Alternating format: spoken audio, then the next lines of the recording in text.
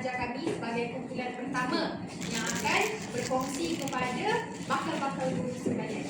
Baik, tanpa melengahkan masa, kami perkenalkan nama bahan bantu pengajar kami ialah Globe Lestari. Diinspirasikan daripada tema kelestarian alam sekitar. Sebelum tu, saya nak terangkan sedikit tentang Al-Quran. Hamzah bin Abdul Karim, Yasmin, Atikah dan saya sendiri, Nur Ali Natasha dan Syahrizan. Baiklah. Boleh berdiri dah. Boleh ke tu? Dari boleh tak? Sebelum Bagi Hamzah kursi. sebelum tu kita akan tengok dulu. Sebelum kita bina BBM, kita pasti nak tahu apa objektif kita, apa kriteria kita. Jadi kami memilih SK menulis. Okey, SK tahun 5 3.2 menulis perkataan, frasa dan ayat yang bermakna mencatat maklumat berdasarkan bahan yang dibaca, dilihat dan didengar. Itu yang kita kena perhatikan. Baik. Objektif kami yang pertama, murid dapat menyelesaikan 5 maklumat penting berdasarkan bahan yang dibaca. Itu pertama. Yang kedua, murid dapat menulis 5 maklumat penting berdasarkan bahan yang dilihat dan didengar. Semua tadi tu ada dekat dalam SK.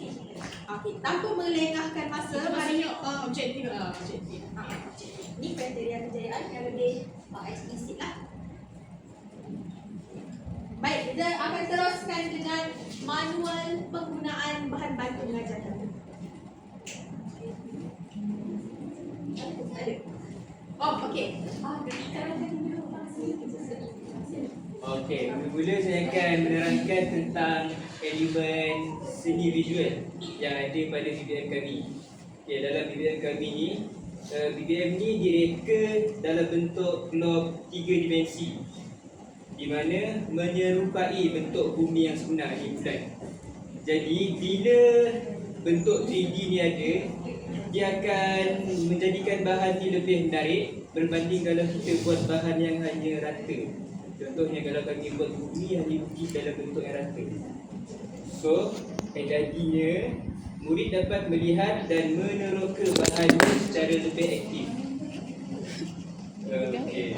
Kemudian kita boleh lihat susun atau maklumat di mana globe ni boleh dibuka dan dalamnya ada maklumat yang akan diterangkan oleh orang lain. Okay, kemudian bawah-bawah ni disertakan dengan visual penggunaan, cara penggunaan dan disertakan dengan QR code video. Okey. Okey, semua tengok lampu-lampu yang ada di sini. Lampu-lampu ni melambangkan seolah-olah ada bintang. Jadi ini konsep alam semesta, ada bumi, ada bintang. Okey, itu dia untuk aspek seni visual. Jauh bintang kan? Okey, baiklah saya teruskan dengan seni yang kedua iaitu seni pergerakan.